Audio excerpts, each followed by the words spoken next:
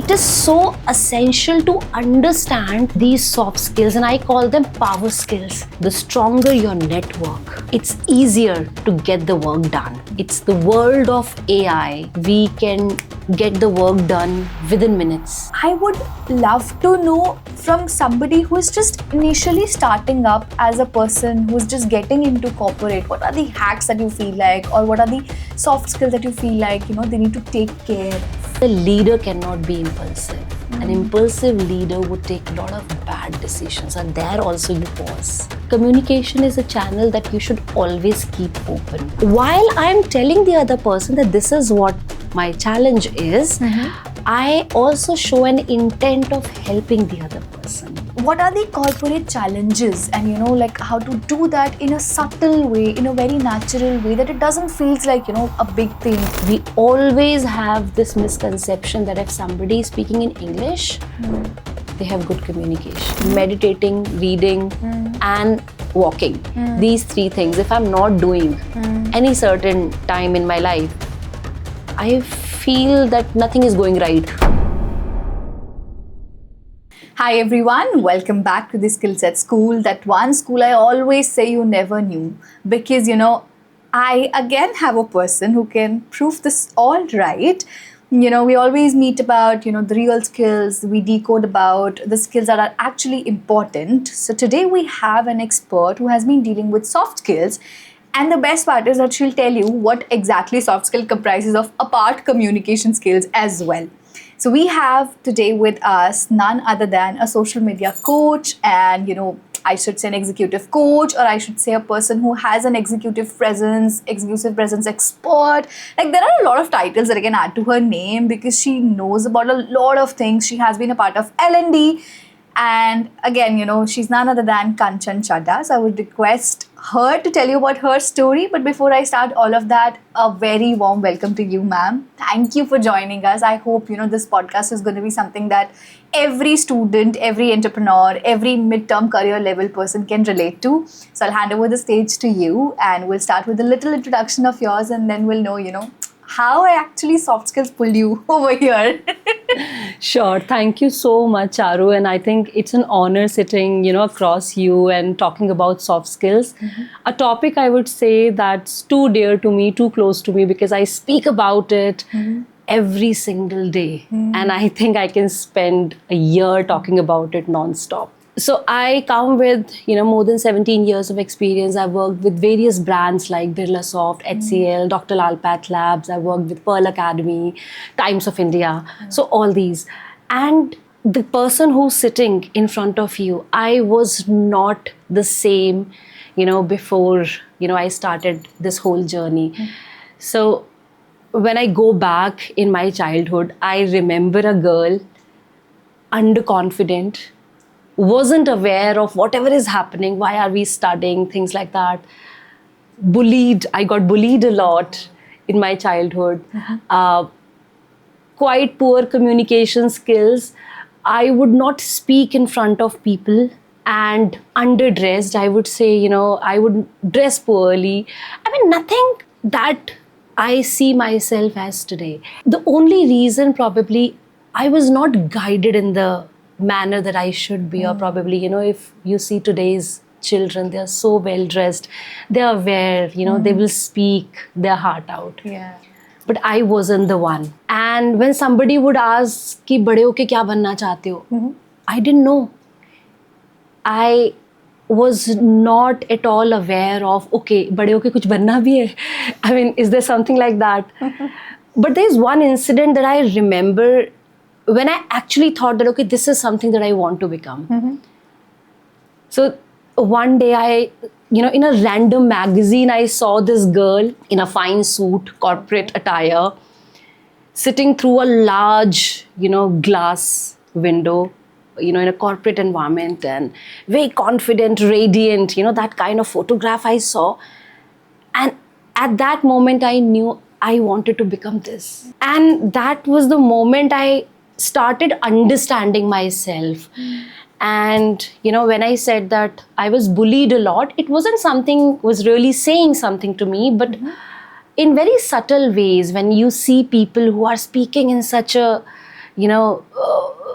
good way, and they are very well dressed, and you're just not guided well, so you don't know where you stand.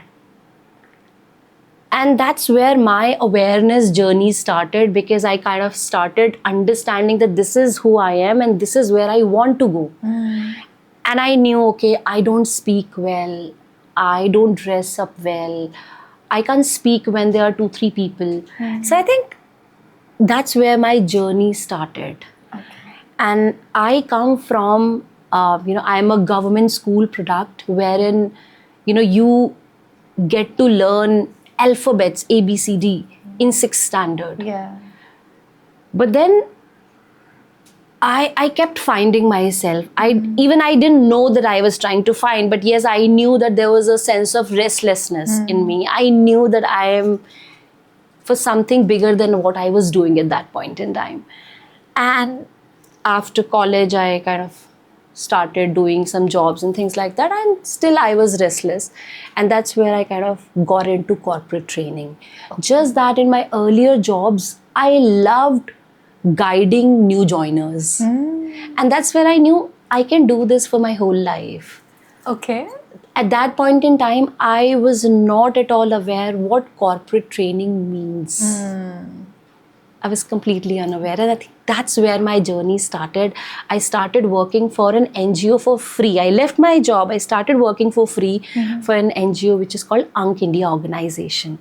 And I started training slum kids, right?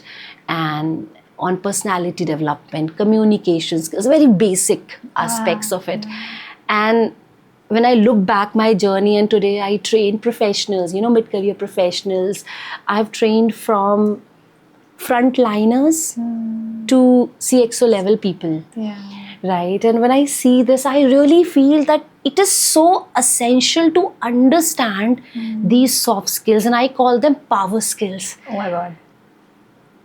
And I think soft skills are the reason, is the differentiating factor, the reason why one person move up the ladder faster than the others. Yeah, I completely agree to that. That's how I see it. It is so powerful. It is ignored. It is not well understood. People focus a lot on their technical skills. Yeah.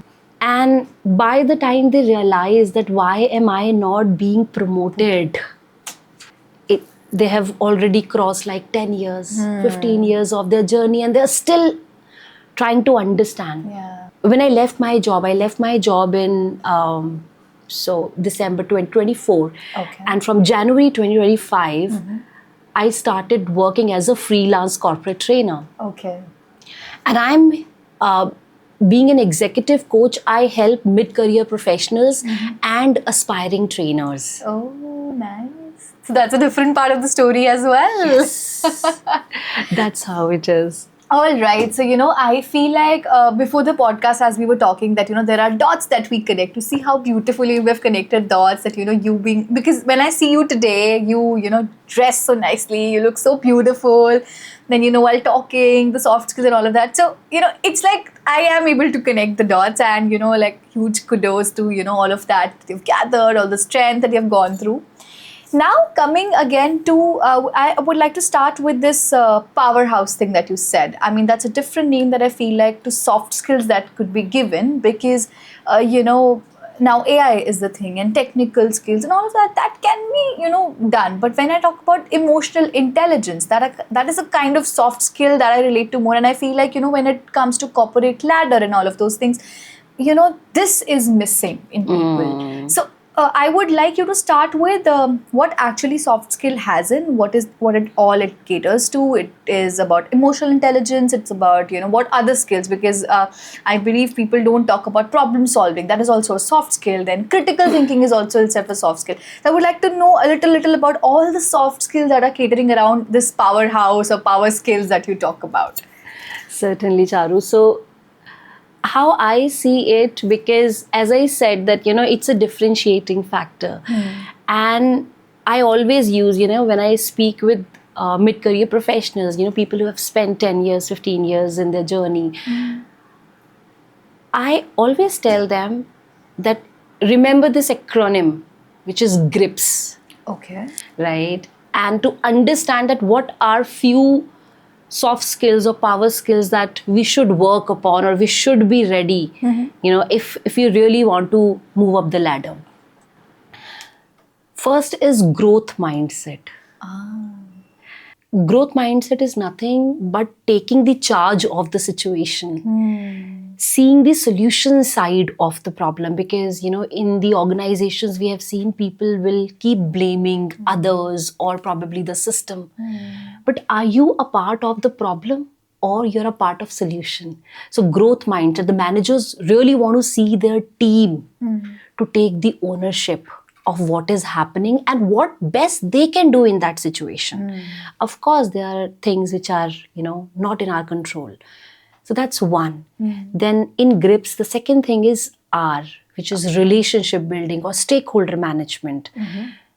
The stronger your network, it's easier to get the work done. Yeah, absolutely. The respect that you attract from people really, goes a long way. So it's a kind of currency that you're kind of building. Then third is I, which is influence. Okay. And has a lot to do with communication also. The way you speak with people. Do you have that influence without authority? That's a term that goes in organizations. It means, am I really able to get the work done even if somebody is not reporting to me? Oh, okay. Right? And it happens. So for example, I need to get something done through finance team. We have a cross-functional relationship. But do they really respect me? Do they really understand my challenge? Or am I doing something for them in return or in favor? So it's kind of currency that you kind of accumulate, and one day when you need somebody, they're there. And it has a lot to do with your verbal communication, with your non-verbal communication, the strategic communication, assertive communication, when you want to say no to something. So drawing that fine boundary, that's very important. Another thing in GRIPS, the next thing is P, which is prioritization. It has a lot to do around time management. When we get into corporate or any job, I would say, we have a lot to do. But are we really able to kind of organize this in such a way that our day is well spent, it is productive, and it is not just ours. We are actually being productive. So there are different frameworks. There is Eisenhower matrix, wherein, we kind of segregate our tasks into urgent and important. There is a very simple trick that I tell people, and I also follow every single day. Don't just make to-do list, a simple to-do list. Say it with 1, 3, 5. Okay. 1 means one key task that you complete for the day. And this task takes a lot of time, probably 1 hour, 2 hour, 3 hour, something which is critical, urgent, and takes a lot of time. Okay. That's your one task for the day. Then take 3 tasks, which are medium intensity probably. Something that does not take more than 30 minutes or 40 minutes. Okay. And then 5 mini tasks that does not take more than 2 to 5 minutes. Probably just calling somebody, doing a quick follow-up, writing a quick email, responding somebody, approving some bill, something like that. So when you have this kind of clarity, your day flows under control. And you know how to kind of avoid the distractions. And in GRIPS, the last thing, which is S. And I really feel that is the first and foremost of anything that we are doing in this entire world, is self-awareness. Agreed. So when we are aware what is happening around us, what is our response to that? We don't react, we respond to situations, to people, to whatever is happening, to whatever happening within us. So that's where the emotional intelligence that you spoke comes. It's the world of AI. We can get the work done within minutes. Previously, I would think a lot and then I would write a simple email. I might take 2 hours to write a strategic email. Yeah. But today I'll just command AI and it will give me much suited one. But the kind of emotional intelligence, when I am in that situation, am I really responding or I'm reacting? What is happening within my body? The kind of sensations, the kind of triggers that I have. So all those things. I think GRIPS is an acronym that should be a strong takeaway for anyone and everyone, not only in corporates but otherwise also. And this is something that I teach also to all my trainers, because these are the important, soft skills, the power skills. So I have a trainers launchpad program wherein I train the trainers. And this is one program that I do for all the trainers, because there's a long journey that, we trainers have. We don't really understand what goes before and after training, and what are the topics that we should actually pick. So I think this is one framework, and there 100 other frameworks that we teach in this program. So that's how it is. All right. I mean, so beautifully. Now I understand the importance of the learning and development department. They come up with such crazy things, crazy ideas, and then they make you realize, how simplified they've made things for you. Then if I talk about the trainers aspect, I believe that is a different aspect that we're talking about, because, these things into corporate are really needed to climb the ladder, and then people have to train the people who are entering into corporate with all of these hacks to get their work simplified. But again, I would love to know from somebody who is just initially starting up as a person who is just getting into corporate, what are the hacks that you feel like, or what are the soft skills that you feel like they need to take care of? I think when I speak with new joiners, and there is a 90 days framework also that I always tell them, is that there are few things that you should always take care of. One is you understand your manager. Oh my God. That's so important, because we all have different personalities. Yeah. When you understand your manager, you're able to deliver what is expected. And this is called boss management. And though it happens at every level, but for new joiners, because they are there, they are clean slate, they don't know many things. Yeah. Right? So you have to understand the system, you have to understand the deliverables, but first thing first, you understand what is expected by your manager. Second very important thing, and I would say that this Gen Z is really, needed, is to receive the feedback in a manner that should come. So there is a very simple framework that I would say, and it is taught in majorly all the business schools also. It's very basic but very strong, which is called Johari window. Okay. And that's a strong way of being more self-aware, because it is divided into, open area, and then blind spot, then hidden area, and, something which is called more unconscious way of doing things. Now, what this helps is, this really helps you when you receive feedback from people or from your own manager. You know that what is working for me, what is not working for me, right? And when you accept that feedback, and when you see, okay, if 10 people are talking about something, giving me feedback, is there any pattern emerging or not? And when there is a pattern emerging, you should always work on those areas. Other thing we really need to see, because there is a lot of distraction in today's time, mobile, social media, a lot of things. So we should cautiously make sure that distractions are not happening, and that's the only way we prioritize things. We create, so time blocking is another technique that I always tell, that okay, you block your time, probably 1 hour, 2 hour, for the focus work, the one critical task, and you tell yourself that all my notifications will go on silent this time.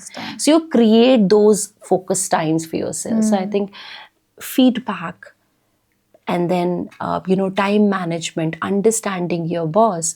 These few things are very important, other than basic things like communication. When I say communication also, people don't know how to say no to things, Yeah. right? My manager is sending me a WhatsApp on 9:30 p.m. when I'm sitting with my family, and I know this is not urgent. Yeah. But am I really drawing that boundary by telling them tomorrow that, hey, I would not be able to work beyond this time unless it is super urgent. If it Yeah. is super urgent, of course, I'll be available. But if it is not urgent, if it is day to day things, we need to create those boundaries, because you taught other people how to kind of behave with you. Yeah. So I think these are few things, these are the power skills that really helps you move forward, and people also respect you because they know, okay, this is how I need to speak with this person, behave with this person. There's a fine boundary that I need to, make sure that's there.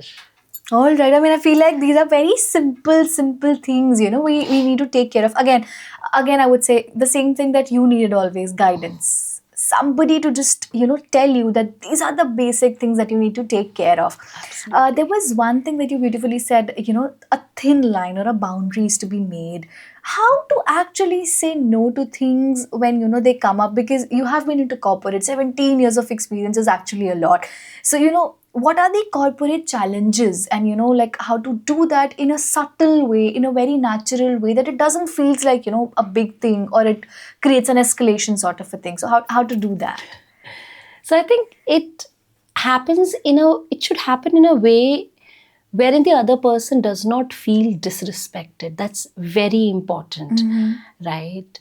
So communication is a channel that you should always keep open. You should always try to avoid the cold wars. That, okay, I'll not speak, I'll not tell. So there are different kind of communicators, I'll tell you. Okay. There are people who are passive communicators, right? Whatever you will say, they will not respond, or they will respond to just in minimal words, or just to please you. Okay, I'll do this. Fine, okay, whatever you say. These are passive communicator. Then there are people who are aggressive communicator. Whatever you'll say, I'll be aggressive on that. Yeah. How can you say this? Why should I work on this time? Actually. Right? Then there are people who are passively aggressive. Okay. So people who would taunt you, who would use sarcasm. Oh, of course, I'm always free for you, right? And then there is one kind of people, and probably this is a skill that we all should aim towards, is being an assertive communicator. Because passive aggressive is the most dangerous kind of people, because they will not be the bad person in the whole thing, because tomorrow they'll say, hey Charu, I was just kidding. Actually, it happens a lot. It happens with all of us. All of us, yeah. Right? Hey, I was just kidding. I didn't mean that. Right.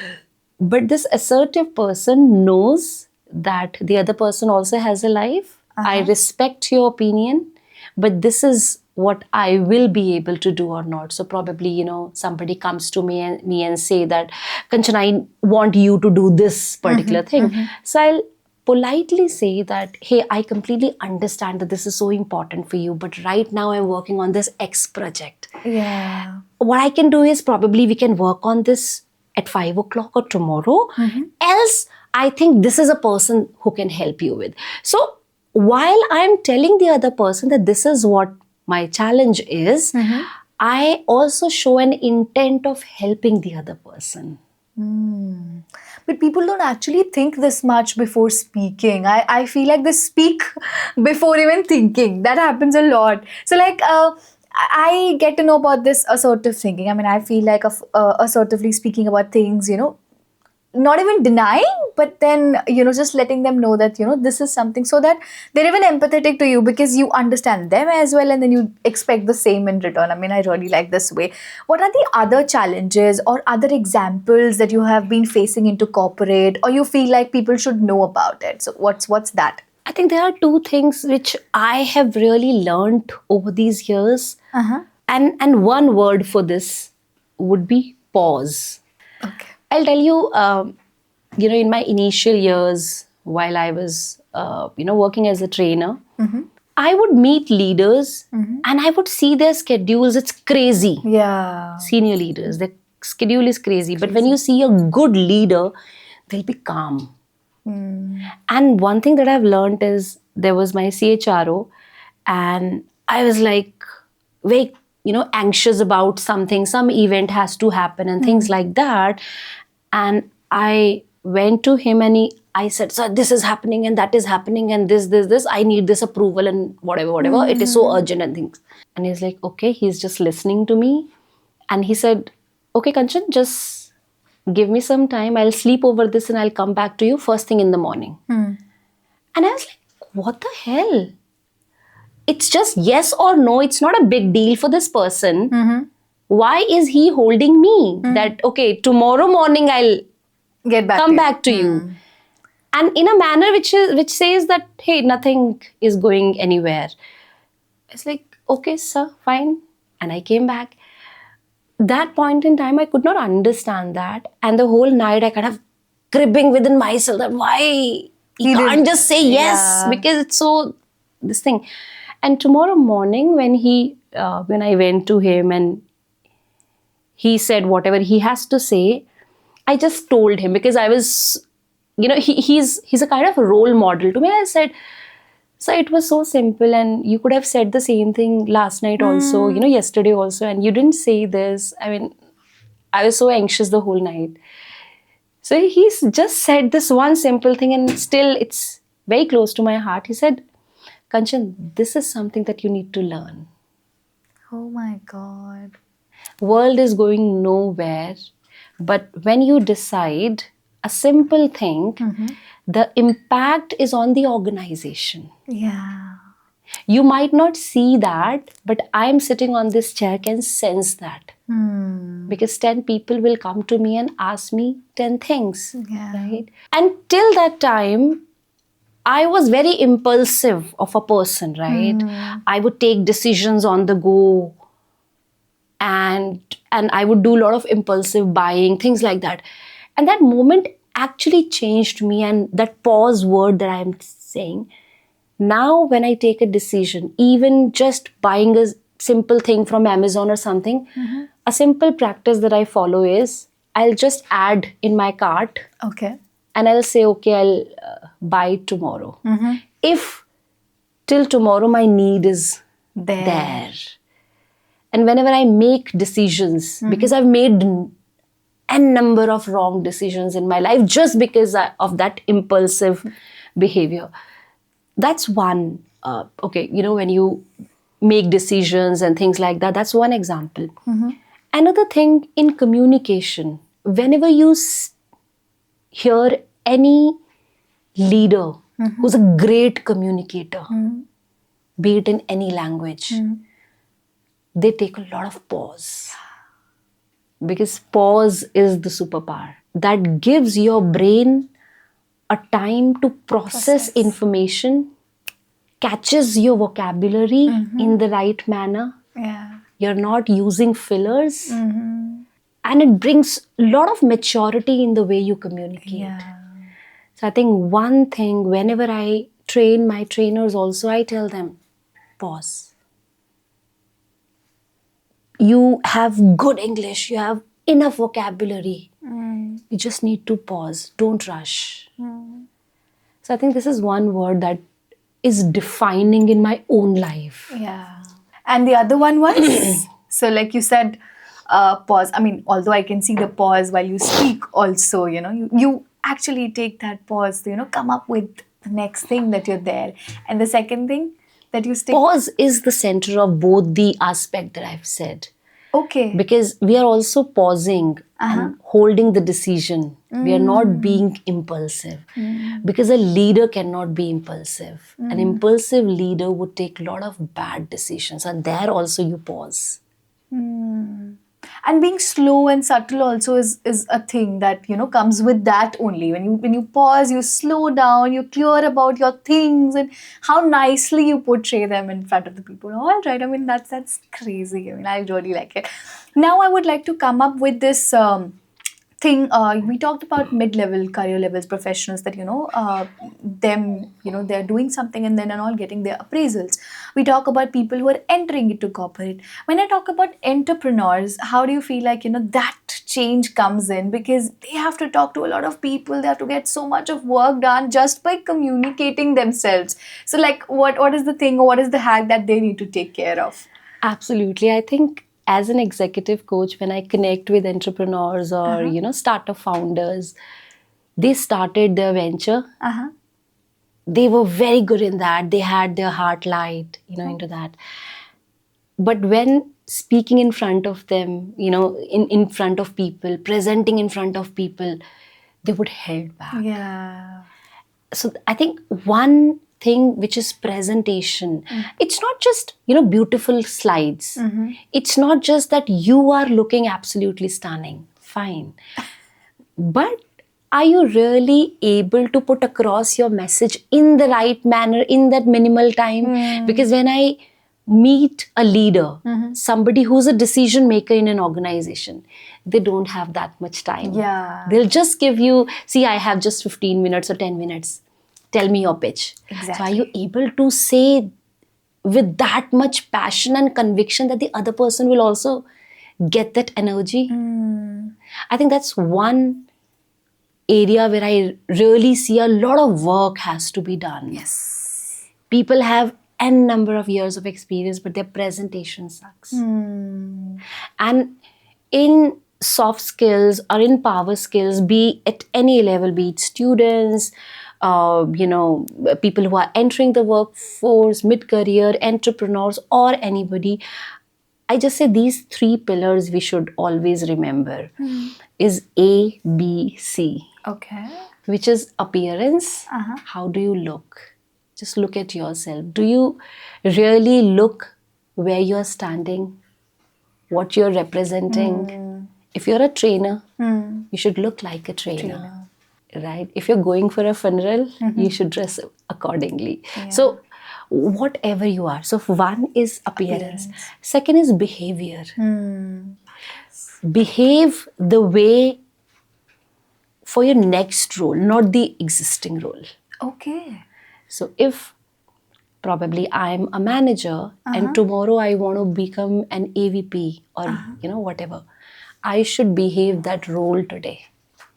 And when I say behave, not just the way I talk, but also the way I make my decisions, things that I read, relationship that I build, the authority, the influence that I should project to people, so that my manager, my leaders would know that, hey, she's ready.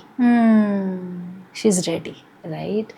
And third thing, as we already spoke a lot around this, which is communication, ABC, communication. Are you really speaking the way it should be spoken? Yeah. Because communication does not really mean speaking good English or any particular language.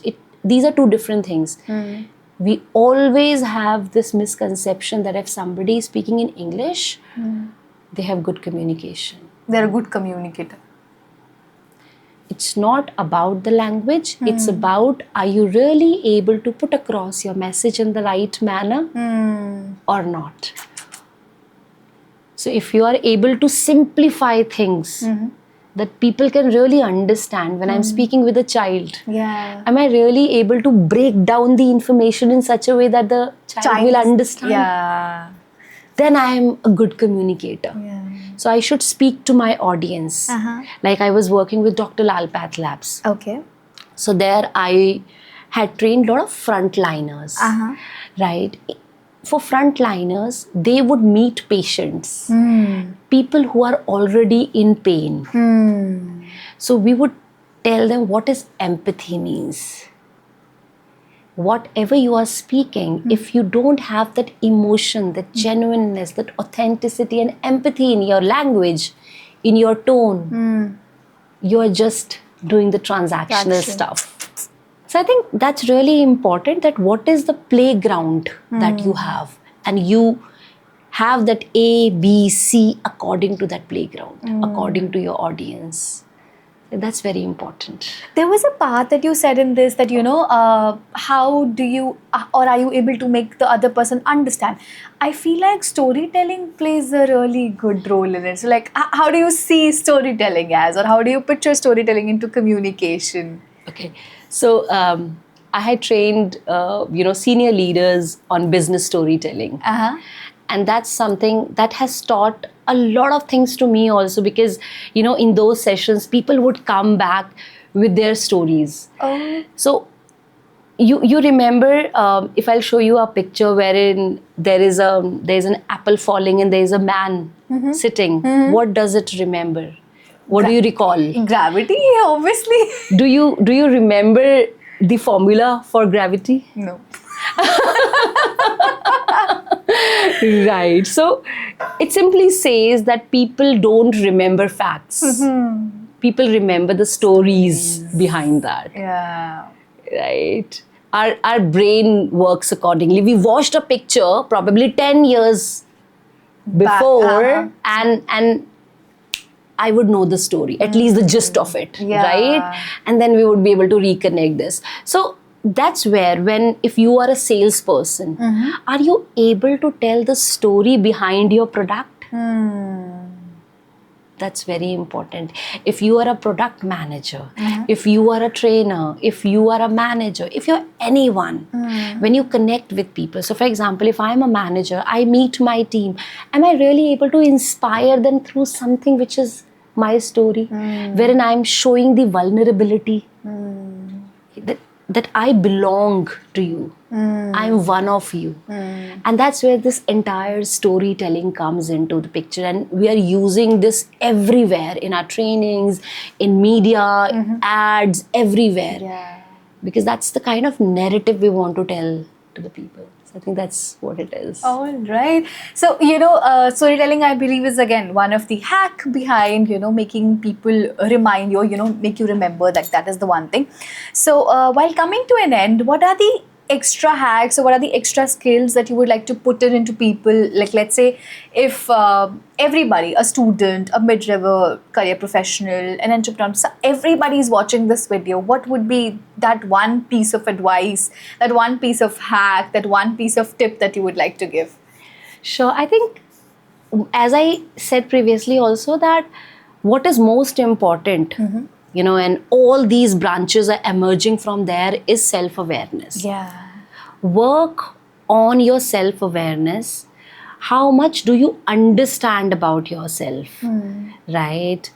And knowing myself, okay, what is my best, favorite color, and what I do the best, that's knowing yourself. Knowing is one thing, but understanding. When I say understanding, how do I feel in different situations?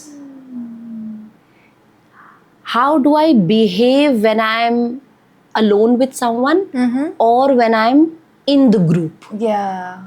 How do I operate? What is a trigger that happens when I react in a certain manner?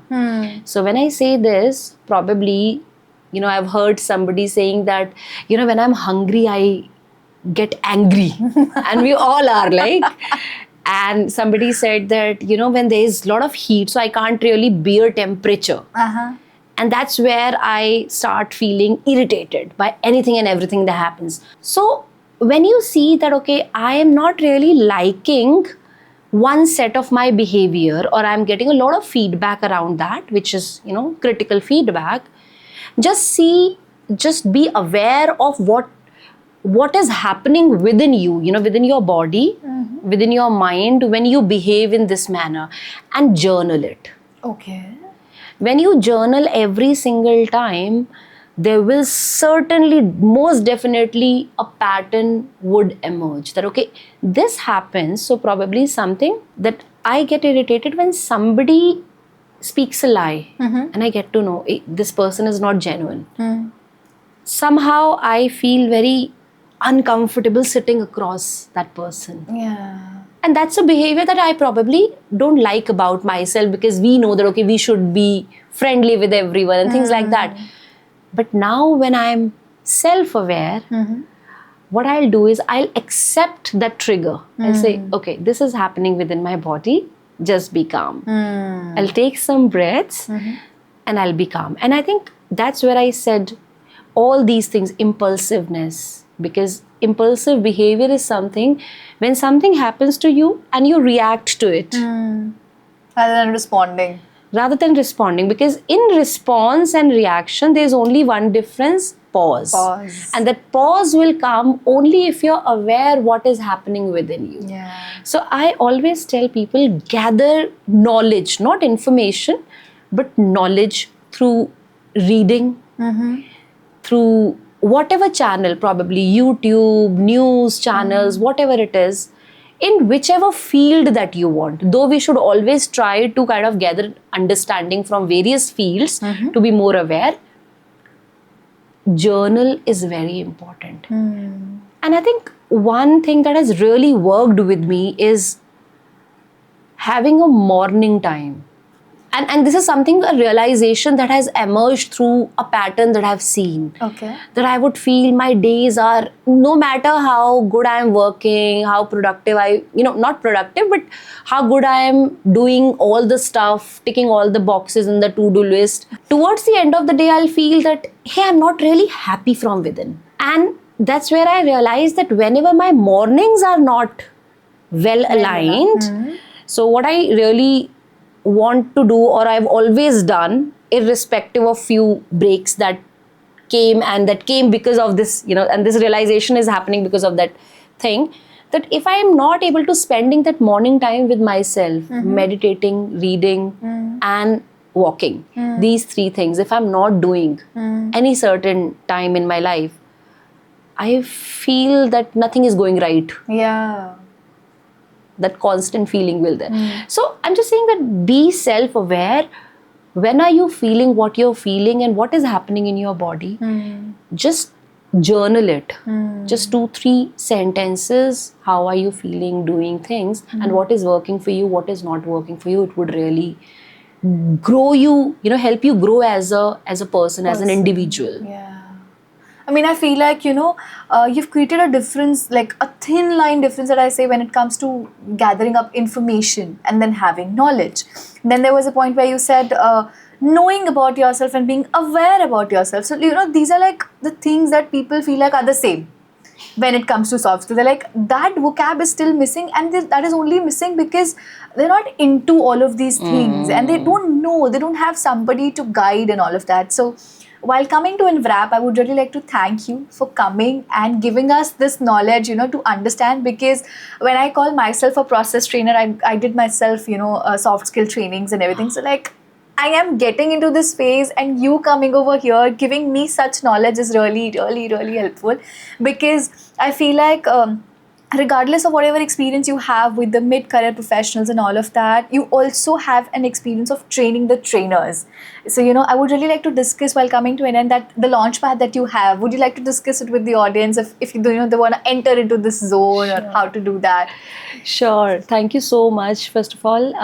And Charu, when I started my journey as a trainer, and the people that I work with, the other trainers or L&D managers and people, I really feel that they struggle a lot in terms of understanding a very basic thing. People sitting in L&D would not understand the difference between learning and training. They would say this is the same thing. But there is a lot of difference. Training is something when you're training somebody probably in a room about some topic. It could be anything. But learning is you are installing various aspects of learning. You're changing the entire environment. So probably I am walking the corridor and there is some brochure or something, poster, something there and talking about posh. Yeah. Or talking about self-awareness, or talking about time management, something that is making me more aware of systems, things, whatever. That's learning. Probably my desktop, what do you call it? The screen that tells me, do these things and these are the steps to follow on this system. That's also learning. But that's not training. Nobody is coming and telling me all these things. Yeah. So, and then understanding the training need identification, training need analysis, making simple sheets or templates, creating impactful designs which are learner oriented designs. And people really feel that, okay, a trainer means somebody who enters the room and with a lot of energy, with great English, will engage people, will do some, all these games and things like that. That's training. No. Training majorly happens what you do before and after the. And a very important aspect, are you really asking the question that whether this training is going to be successful? What are the metrics? Are you setting at the start of the training or not? Majorly for behavioral aspects, because it is too difficult to measure a behavioral aspect. So it could be a sales revenue. It could be, the span of people who are reporting to somebody. It could be NPS or customer satisfaction. It could be anything, but you have to set that quantitative and qualitative, metrics. And I think that's where my program comes. I have built a trainer transformation framework, which is called 3C Trainer Transformation Framework. And we work on these 3 aspects, which is called mindset. The first C is clarity. You get the mindset. Okay, what is the niche that you want to get into? People may have experience, understanding, but they don't really know. They are scattered throughout and they would know, okay, I'm good into this also, I'm good into this also. Right? What would really bring value to people? So I think we really help them build that clarity. Then capability, the second C. Communication, one aspect, essential aspect, but we really work around all the other things. Everything that a trainer should know and understand, probably TNA, TNI, having the templates, calculating ROI, different evaluation frameworks, all those things are there. We also help them with plug and play templates, presentations, all of that, so that they're capable enough to kind of go to the market and they are market ready. We say them that you will become market ready, and that's a guarantee that we give. And third C is credibility. You could be the best trainer out there, but if you don't have. But if people don't know you. So we also help them build a very strong LinkedIn presence to create them their trainer resume, trainer portfolio. So if somebody is going and applying in various corporates, so what does your portfolio say about you? So we help them build that credibility. How do you, price your program? What are the kind of product that you work on to? So all these aspects. So 3C Trainer Transformation Framework, and we say that it's a 12 weeks learning journey, and we give you, that kind of assistance. And even after those 12 weeks, we give you support for like 12 months, 1 year support until you are ready and you start earning. So I think that's this trainer launchpad. Oh my God, I'm so excited about it. I mean, I personally am going to enroll for sure. But then I'll drop a link down below. I mean, everything that, the place that you can connect her with, either it is LinkedIn, either it is Instagram. Because I feel like everybody should, get back to you with all of certain questions that they have. Because I know that you have the answers of all, be it trainers who are starting their journey as a corporate trainer, because you understand the real, thing that is going on, the real transformation. Then again, you told us about learning and training, completely different things where people feel like, they both are the same. Whereas training involves so much, a lot more is there, other than just learning. So again, coming to an end, although I feel like I really have a lot more to talk about, a lot of people can take a lot of hacks, a lot of tricks from her always and forever. And she will be always available, I'm sure about it, because the moment you text or DM her, she'll be there to guide you, because she has seen that with herself and she knows the importance of that. So yeah, coming to an end where I feel like this is something that everyone should watch. So don't forget to like, share, comment, and subscribe. And yeah, if you want to see the other, or I would say the next videos, or you want to get a pop-up about it, do not forget to hit the bell icon. That's it. Coming to an wrap. Thank you, everyone.